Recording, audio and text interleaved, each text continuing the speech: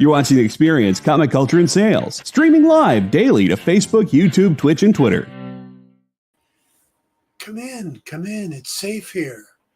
We won't talk about the news or what happened in Washington or court cases or any of that stuff. We'll leave that to CNN and Fox and MSNBC, and you don't want to talk about that stuff anyway. Aren't you tired of it? Tired of turning on the news and hearing just what a horrible S show everything has become out there. Come on in here. We're going to talk about Andor and Quantum Leap and maybe some spoilers for Black Adam or things like that. We'll just, or just the initial reaction to She-Hulk's finale, those kind of things. So come on, it's safe. Come on in. Stay tuned for the Dan Wickline Show.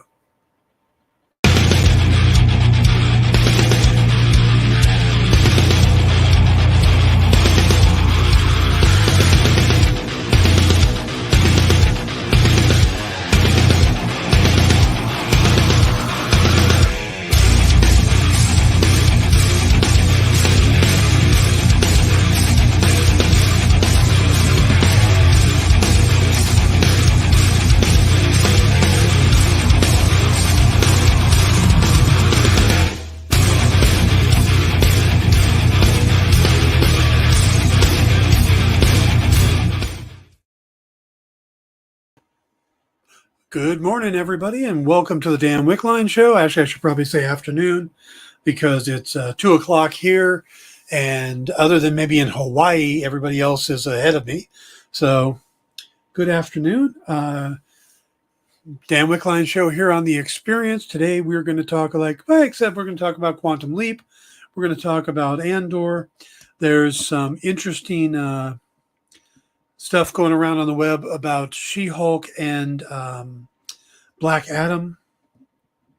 I don't know about your guys' morning. Mine consisted of getting up, starting to do some work, turning on the news so I could listen to the hearings, going to the doctor, going out and buying some lotto tickets because maybe I could change all this, and then coming back and getting ready for the show. Pretty straightforward day. I hope you guys are having a good day. There's not a lot of new news to hit, but I did find it interesting. I noticed something last night. I saw a clip from Batman Begins, which was a long time ago. And in it, it's the scene where Rutger Hauer's character shows up to find out that a meeting has already been called. His secretary tells him the meeting's already started, and he goes in, and that's where we see Lucius Fox, played by Morgan Freeman, walking around and handing out papers, and basically that's where Rutger Hauer finds out that Bruce Wayne bought back Wayne Enterprises. Now, the reason I bring up that scene, because I saw something in it that surprised me and I hadn't realized, and I should probably... Hang on one sec. Hello, Lyle. Hello, Triple B. Good to see you guys. No time to... Well, if you take a look at that scene and where she...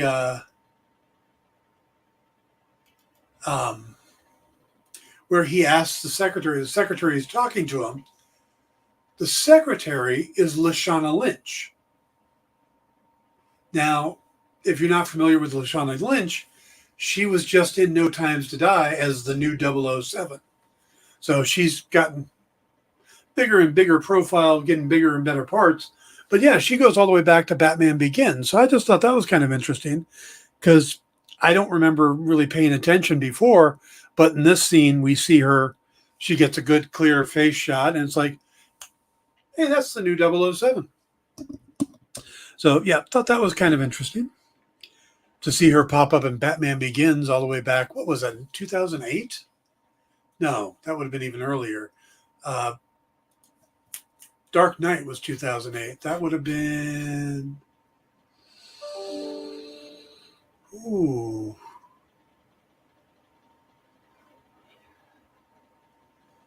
Oh, I don't even know now. Maybe I'm wrong. I'm not seeing her listed for that. Oh, that's weird. Huh. Sure looked like her. Okay. All right, let's get in. Oh, 2005. Thank you, sir.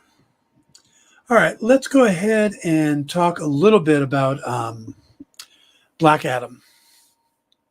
Black Adam had its world premiere last night, and the reviews so far have been pretty good on it. They're talking about how it's a good movie, but it's kind of brutal. So, I think people are going to like it. There has been a lot of talk about the post-credit scene, about who is expected to show up in it. And I have not seen specific confirmation. And I'm not going to say who it is, because if you don't want to know, then don't. You can go in blind. That's fine. I sometimes I prefer I could do that, and I don't get to anymore.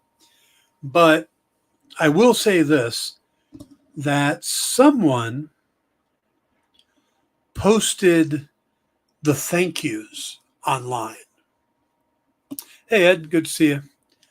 The thank yous for Black Adam, where it thanks all the comic creators who had worked on the characters. And it's everybody from Jim Lee to Don Kramer and all the guys who have worked on Black Adam and down the line.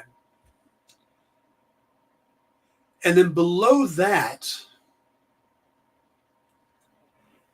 in this photo that somebody posted, it says this character, and I won't say who it is, was created by these people, and then another line, and it kind of says, yeah, the rumor seems to be true. Now, again, if you haven't heard the rumor, you've been avoiding the rumor, I'm not going to say it, but even at the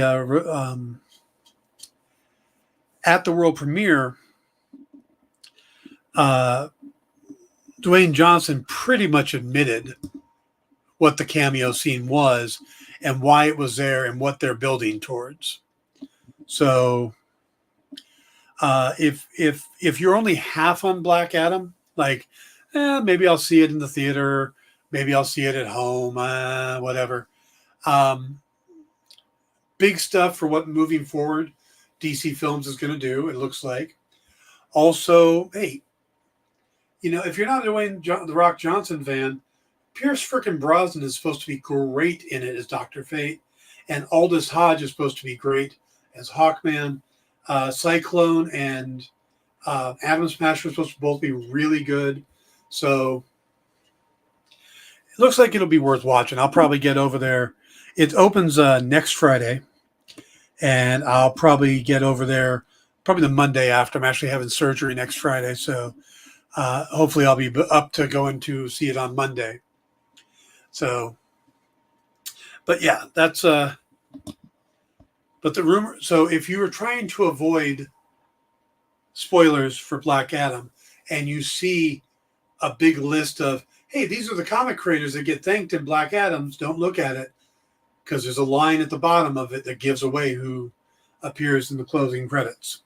So, all right. I just want to talk briefly about last night's She-Hulk. I'll do a big dive into it on Tuesday. So I won't do any spoilers right now because I don't think everybody's had a chance to see it. But I will say that it may be the most She-Hulk ending they could have done. Based on the old comics and stuff, it is right up there with the whole fourth wall breaking and just all of that. It's very much a big,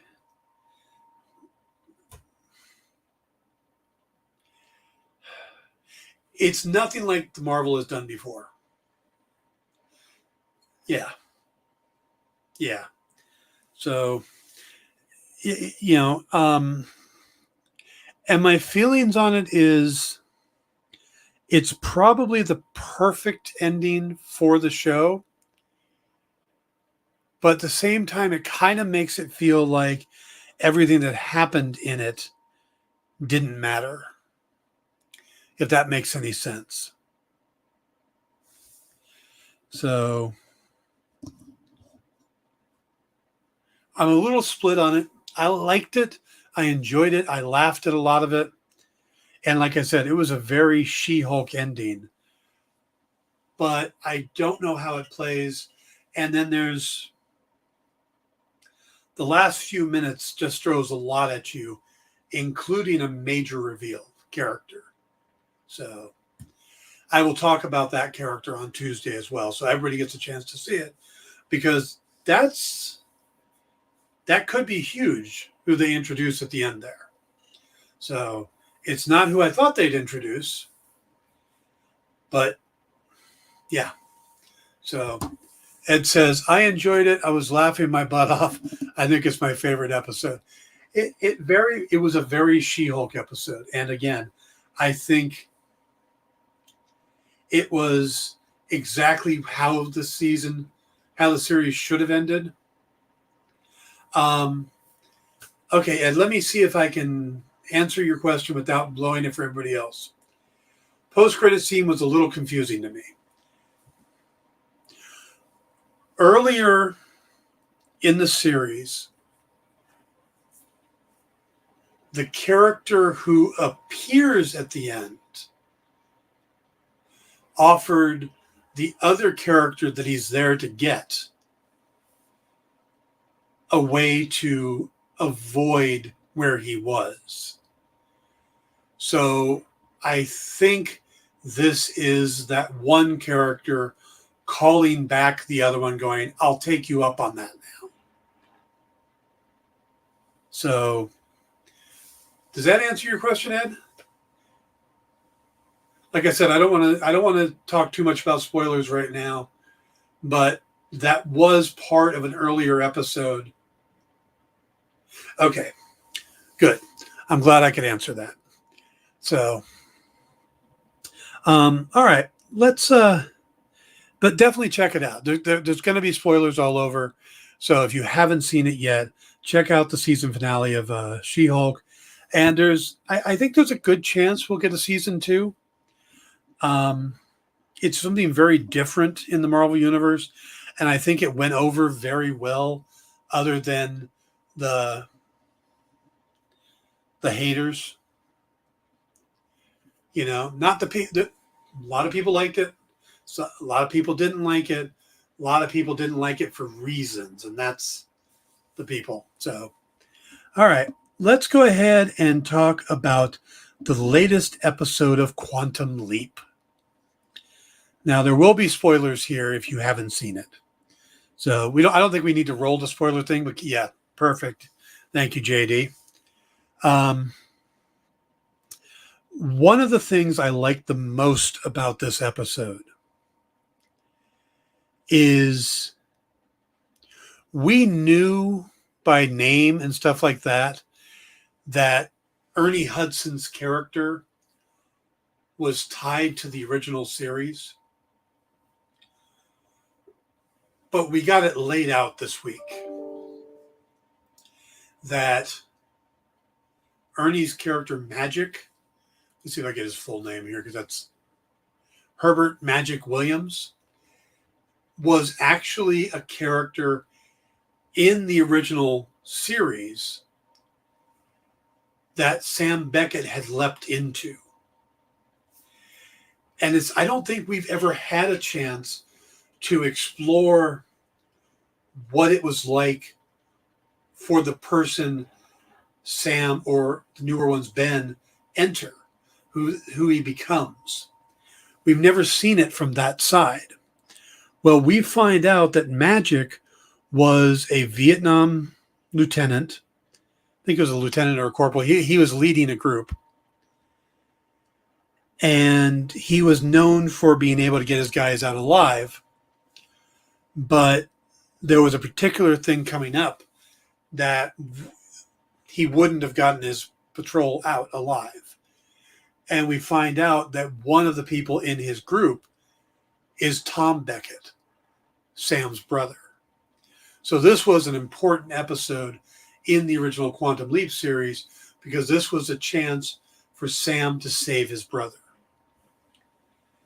And by taking over magic, he was able to get everybody out alive. So that changed everything. Well, magic continued in the service, worked his way up, and eventually became his admiral, and discovered that his name was on this mothballed project called Quantum Leap. And he was able to call in favors and stuff and found out about it. And once he realized that blackout he had years ago, and to find out that he had saved his entire group, his entire platoon, suddenly made sense to him. He realized that it was Sam that came in and saved everybody. And then he found out that Sam never made it back home. So he pulled every string he could to get the program back up and running. Now, to me, that makes this a great sequel series. Or a good. As this goes on, I'm getting more and more into it. But had they just come in and said, oh, we're going to reboot Quantum Leap, we're going to do it again, I don't know if people would have connected to it as well. But because of the way they ended the previous Quantum Leap series with that postcard that said, Sam Beckett never made it home, and the fact that they're picking up from that and going, yeah, that's what we've got to fix, I think that is what is getting people into this series. And if you haven't watched it yet, maybe that'll get you into it. Now, this latest episode was also interesting because it had a pretty big guest star in it. They don't normally have a lot of big guest stars, and there was no real hype or fanfare for this, but Justin Hartley was in the episode. Now, if you're not familiar with Justin Hartley, he has been on This Is Us for the last few years and kind of blew up big off of that. But prior to that, he played Green Arrow on Smallville for quite a few years as well. So he's been on TV regularly for a decade and a half. And, he pops in for this guest star role, which is a pretty big role, but he's not, the big star. And the interesting thing is that Ben leaps into the body of the woman that Justin Hartley's character wants to marry.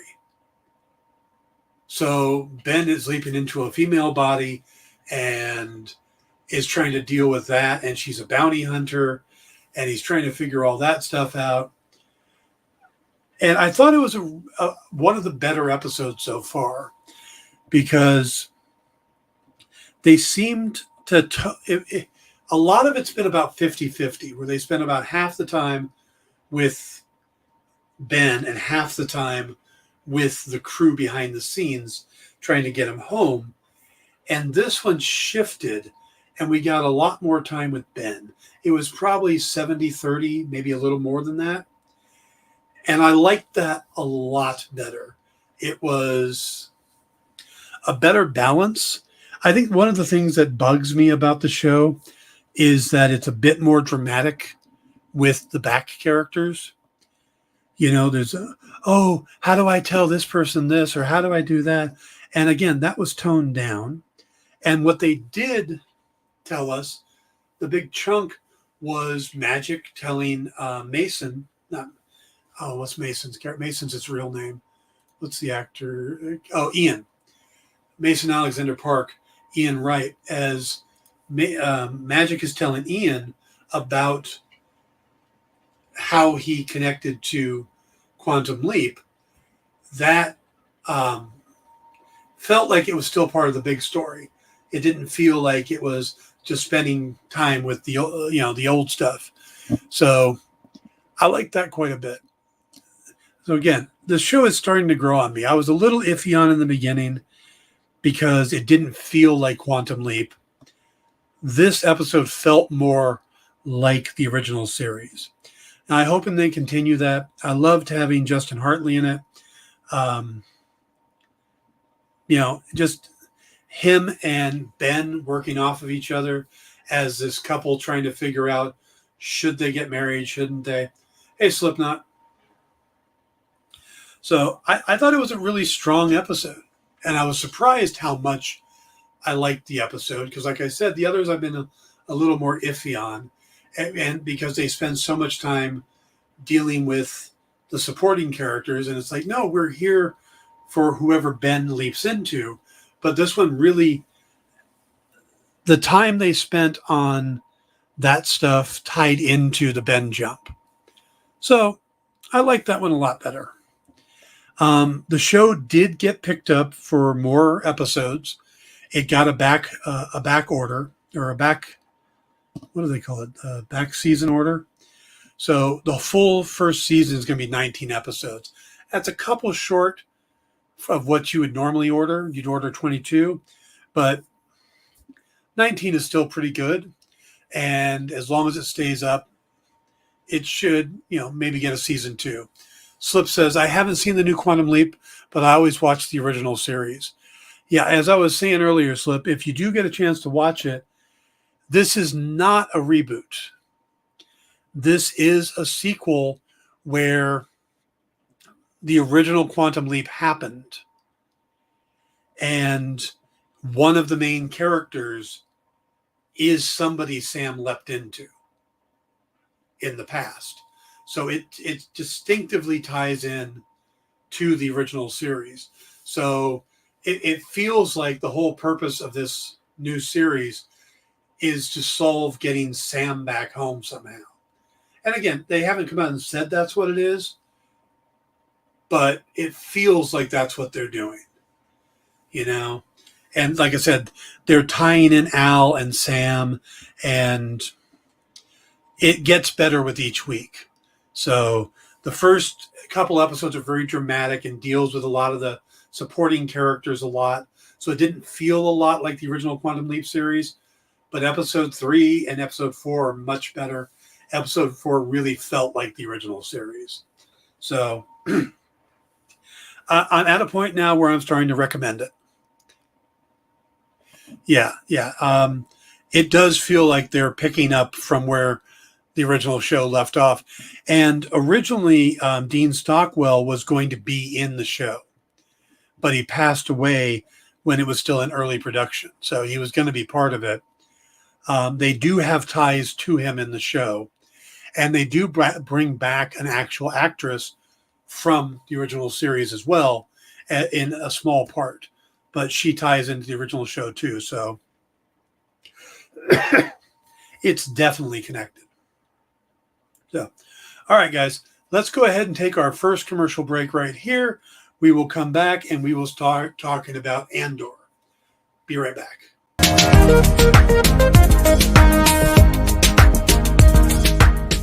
Thanks for tuning into The Experience. Help us out and hit subscribe over on YouTube and click the bell when you do.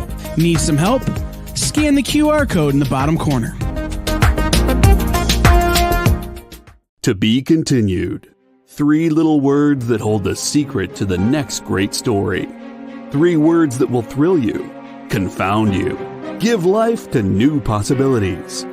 Every variation of To Be Continued is a promise of adventure, a promise of excitement, a promise of unseen wonders and unexplored worlds. A promise that every issue you read makes you a part of a never-ending journey. And behind every page, there will be an unopened door waiting for you. This story to be continued at your local comic book shop today. Visit comicshoplocator.com today.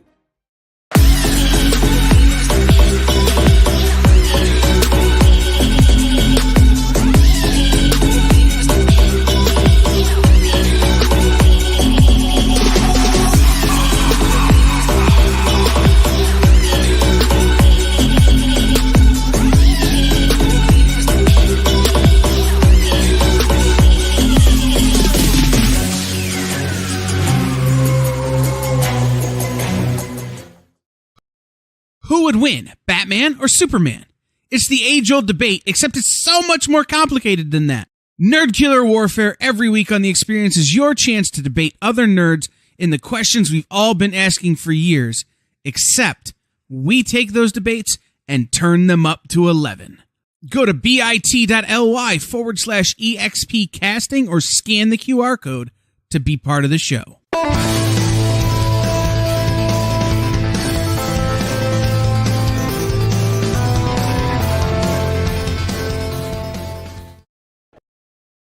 Hi, this is Trish Forster. And I'm Tony Fleece.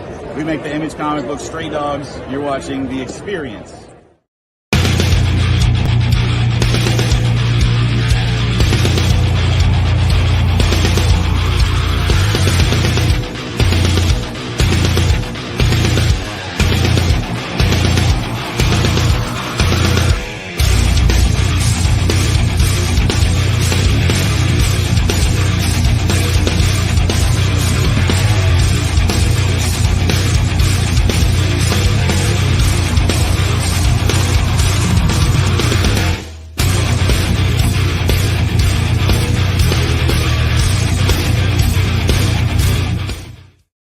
Hey everybody, welcome to the Dan Wickline Show here on The Experience. I want to make a correction to what I was saying earlier. I said I watched a clip from Batman Begins with Mr. Earl talking to his secretary and then going in to find out he'd been fired. And I thought the secretary was Lashana Lynch from No Time to Die, and because she looked real familiar, and that's the connection I made. Turns out, no, that's actually Christine Adams playing that. And she's got a huge connection to geek culture. She was in Doctor Who. She's also been in, Studio 60 on the Sunset Strip is one of my favorites because I love Aaron Sorkin. She was in Pushing Daisies, Agents of S.H.I.E.L.D. for a while as Agent Weaver. But she was most recently, she's done something, but it was in Black Lightning as Black Lightning's wife, Lynn Stewart. So that's why she looked familiar to me. She was in a regular on Black Lightning. So I knew I got that wrong. But R.I.P. Dean Stockwell, yeah. Dean Stockwell was a great actor. I went all the way back, years and years back. There was a movie he was in based on Leopold and Loeb, which is, I don't know if you're familiar with it. It's a real murder case where two rich kids decide to kill somebody just to see if they could get away with it. It was a huge court case. There was a bunch of movies made off of it. But Dean Stockwell played one of them in an adaptation of the story.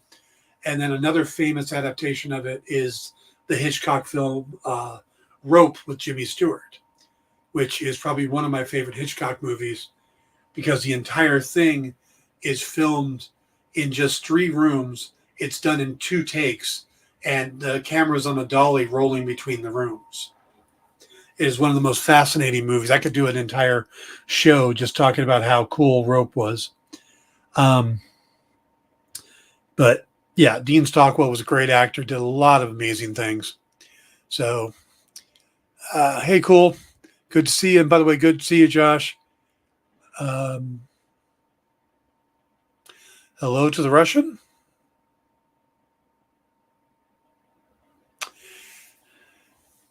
I don't know the Cyrillic alphabet that well, so I can't translate that. And the only Russian I know is Das Vidanya, which is,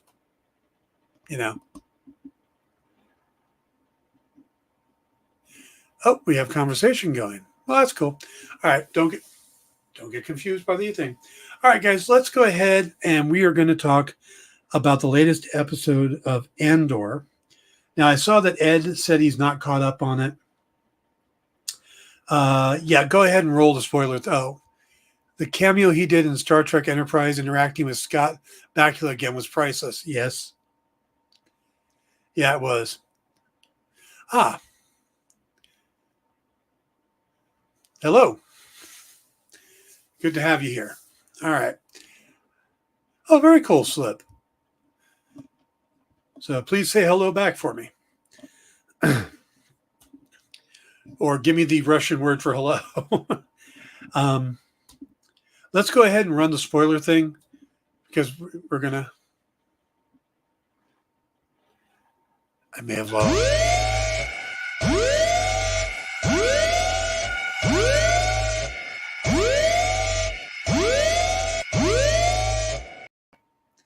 All right. So one of the things I really like about Andor, and they're doing differently than most any of these other series, is they're kind of doing them in 3-episode arcs. At least they have for the first 6 episodes. The first 3 were all about Cassian and getting in trouble and getting off of Ferrix and him meeting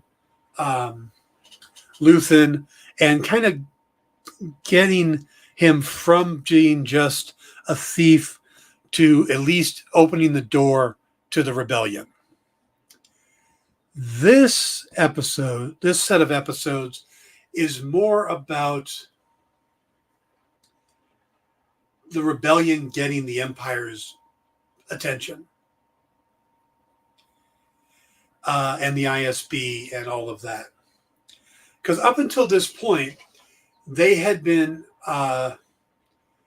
just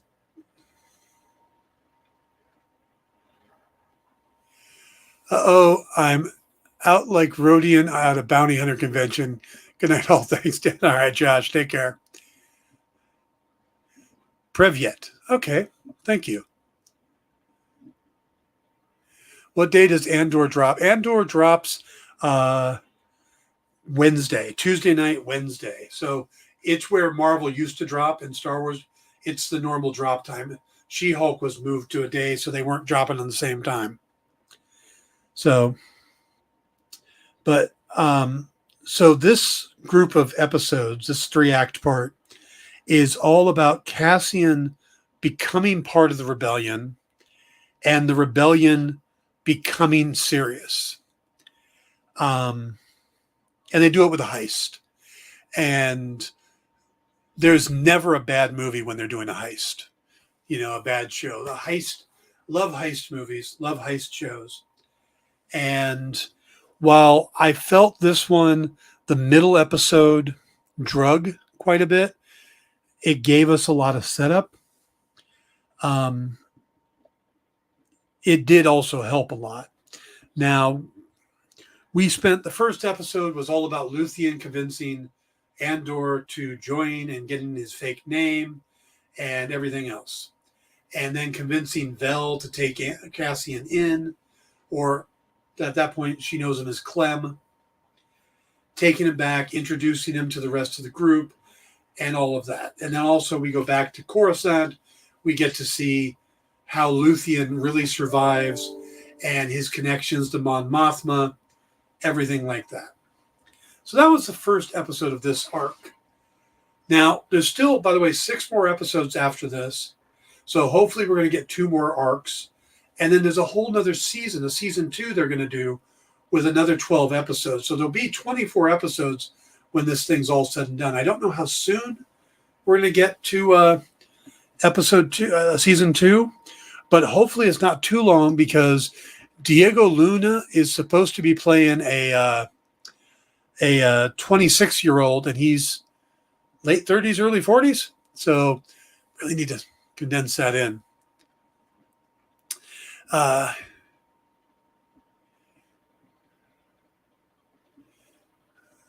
Darby Den. Okay. So we're in this arc, you know, again, episode 2, the second arc, the 5th episode of the series is really just kind of building up these characters, giving us some context for them, who they are, why they matter, why they're there.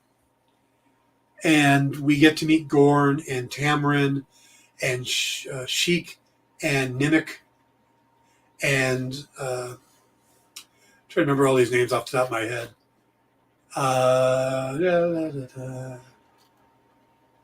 Cinta, Skeen, Cinta, Vel. So we meet all of them. We get to know them better. And we start to like them. You know, we find out Skeen is there because his brother was murdered. We find out that Nimic is there because he's a true believer. He's writing a manifesto, all of that. We don't really get much backstory on Cinta, but we know that her family was killed by stormtroopers. And we find out that Tamarin used to be a stormtrooper. So, and then Gorn turned against the Empire because he fell in love with a local woman and then lost on a promotion because of it, and then lost her as well. So just a lot of stuff going on with this group. We don't really know Vel's backstory too much, and they all want to know. Yeah, does look like we're going international, Jay. They all want to know what Cassian's role is. And of course, Cassian finally admits that he's paid to be there. And that, of course, makes Nimick start questioning, okay, are we supposed to be true believers, or should we become like the Empire and hire bounty hunters and vigilant or mercenaries and stuff? And Cassian has a great point. He says, the fact that you're questioning it means that you're not like the Empire, because the Empire doesn't ask that question. They'll hire whoever, they'll do whatever to get what they want done. And the rebels are still questioning stuff like that. They're still trying to do things the right way. So that's some of the stuff we've got built up to this episode. But this episode itself is the actual heist. And what they're doing is they're trying to steal the payroll for an entire sector. Now, this is quite a bit of money. This is paying a lot of people that work for the Empire, a lot of smaller governments, a lot of bribes, everything they need. This is going to be a big blow against the Empire. Now, it's not a huge one, but it's a big enough one to be inconvenient, but also make them start paying attention. Up until then, we've seen through the character of Deidre as part of the ISB, she sees this growing rebellion, but she sees it because there's all these little random acts happening all over the place. And she thinks it's something because it's too random to be random. There's too much happening, too many little things in strange places for it to not be something connected. And that's kind of her logic on that, but she can't get anybody to pay attention. Well, this is going to get them to pay attention. And I don't know if that's their plan or not. I kind of get the feeling, by the way Luthen reacts at the end of this episode, that it's what he wanted. Is that he didn't care that much about the money, even though money's an issue. Mon Mothma is saying she's having a harder time moving funds around to help pay for the rebellion because more and more people are paying attention. So a big windfall like this would help a lot. And at one point they say there's probably 80 million credits. That's a huge amount.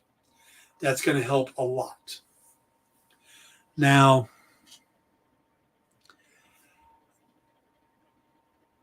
but it comes across when Luthen discovers at the end of it that, yes, it's a possibility that it worked, that it looks like it worked. He's excited, but I don't think he's excited because of the money. I think he's excited because they made this big blow. The Empire's talking about it now. The Empire is admitting there's a rebellion. And to pull all of these groups together, there has to be a reason. There has to be, knowledge that there is a group. If all these planets have their own little rebellions going on, but nobody knows about each other, it's never going to grow. It's never going to become a serious threat. But if something big happens, like an attack on a base and a payroll grab, then yeah, it looks like that's what Luthen wanted. He wanted to make this big statement, and it looks like it worked. Now, the episode itself, they have a pretty good plan, but like all good heist movies, something goes wrong. And in this case, they have to block communications, knock out the lights, do all these different things. Gorn has set it up to get as many people out of the bunker as possible so they could do this. It's all involved around this eye event that has this light show, this amazing galactic light show. And so it's all based around the eye happening and the natives coming up. And you see up close how the Empire is slowly taking away all of this. You know, instead of saying, no, you can't come up and do your ceremony, your ritual every 3 years. Instead, what they did was they said, okay, yeah, you could absolutely come up, you know, and we'll give you transport. And of course, they turn down the transport because they don't want anything to do with the Empire. So instead, what they do is they open up little inns and stuff along the way with. Is Diego Luna related to Gabrielle Luna? I don't think so. I haven't come across that. It's a good question, though. But so they set up these little inns and stuff, and what that does is you get these people who head out for this ritual, and they're making this trek, and they kind of wean off at these places. So they find these nice little inns with cheap beer and all this other stuff, and they start weaning off. So where they start with 500 at the bottom as they work their way up towards the eye, by the time they actually get there, there's only 60 of them. And, you know, they figure, okay, next time they'll less and less and less. So it's interesting to see how the Empire can break a group without actually, you know, coming in and being hardcore about it, which they start doing later on. This seems to be early days of the Empire, and they're trying to do things a little more peacefully. Like I said, Gorn's got this thing all worked out, and where it goes wrong is when they knock out the communications, they have to have a device for themselves to talk, and they're using this old type of communication device. And the guy running the tower, when everything else goes wrong, ends up hearing them talking on this other device, realizes what's going on, and pulls up a group of soldiers together to go investigate. So, of course, everything else is going like clockwork. They take the head of the base and his family. They get him to open the safe. They use a bunch of soldiers they captured to load it. Everything's going good. And then this guy, communication guy, shows up. Gunfight starts. And we start losing some of the rebels. You know, we lose Gorn. We lose Tamarin right away.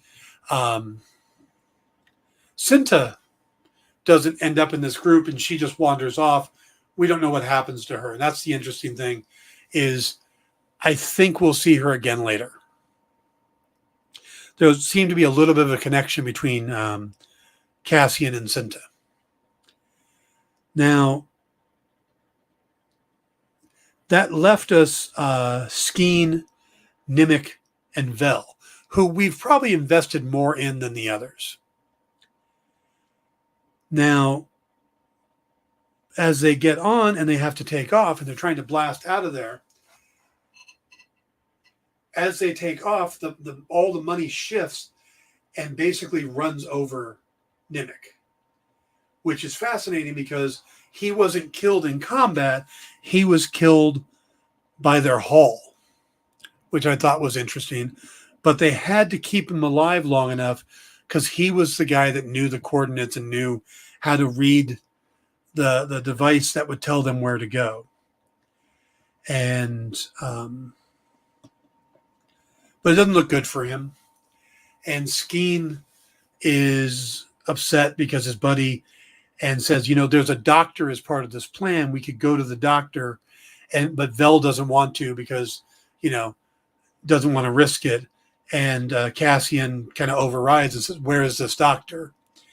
Well, what's interesting is when they get there and the doctor's working on Nimic and Vel is in there helping, Skeen pulls Cassian aside, or Clem as he knows him, and offers to kind of screw over the rebellion, split the 80 million, just take it, go off to this moon that's 8 parsecs away, split the money and just disappear. Now, this is where we get our first glimpse of Cassian from Rogue One. Because you remember in the beginning of Rogue One, they're on a mission and one of Cassian's men gets hurt and Cassian kills him so that it doesn't ruin the mission. That's the Cassian we haven't seen yet. Well, when Skeen offers him that, Cassian realizes that Skeen will probably kill Vel and maybe even try to kill him if he doesn't take it, and that he can't be trusted. So he immediately kills him. It just makes the decision and kills him.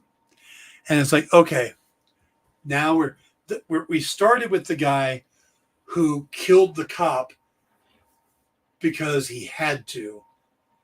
And now, we're seeing that character grow.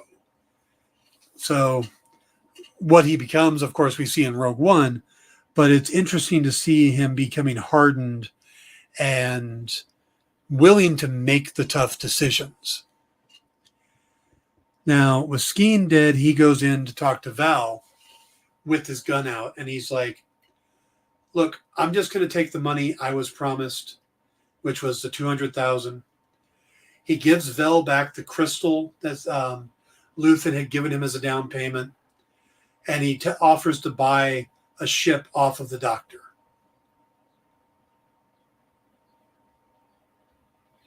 So, and that's kind of where the episode ends for Cassian, is that he's letting Vel have the majority of the money. He's just taking what he was promised. He's not trying to rob her. He says what he said. He tells her about Skeen and all of that. Now, I don't know if Vel can fly the ship or not, or if they're in a safe place where other people could come get the money. That doesn't seem to be an issue. But they, he did his part of it. Now, again, he's going to have to reconnect with Luthen and stuff eventually. But I'm now curious to see what the next story arc is going to be. Ed asks, do you think we'll meet anyone else from Rogue One in the series? Do you think we'll see Darth Vader? Good questions. I don't think we'll see Darth Vader because I don't think it's that type of series. I think we're going to stick with the bureaucratic guys and the officers and stuff.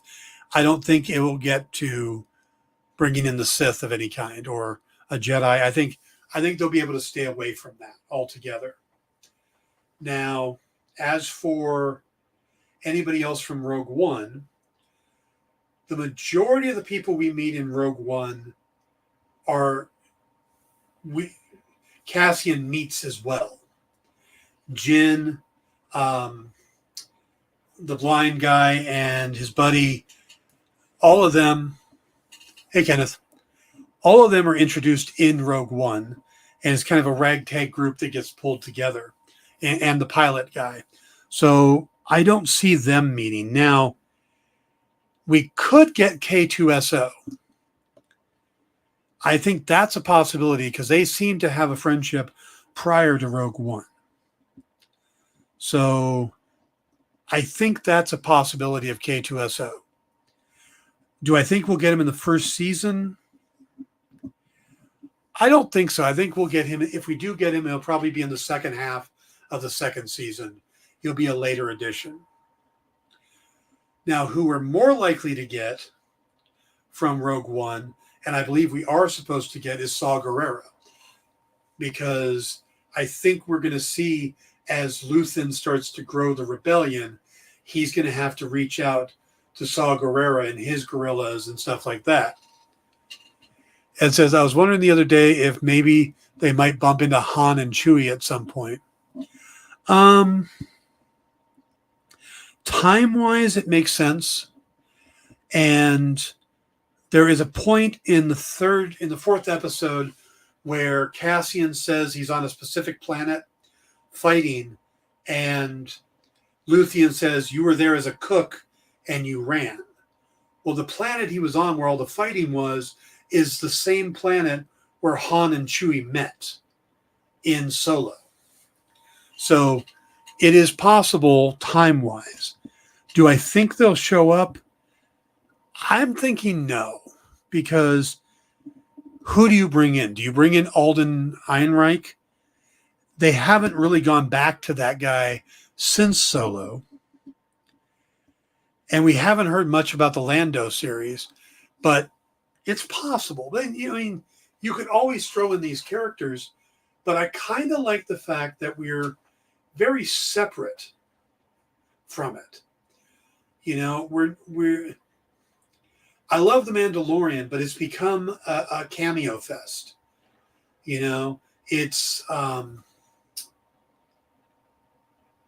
what's the producer's name with the cowboy hat? Not Jon Favreau, his buddy. Somebody help me with the name. Creator of the animated stuff. Where are you, JD? Filoni. That's it. Dave Filoni. Thank you, Jeff.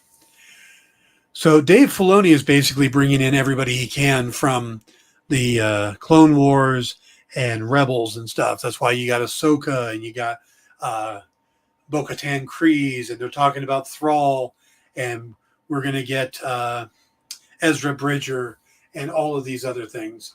So I'm hoping Andor doesn't go that way. I kind of like it being its own thing.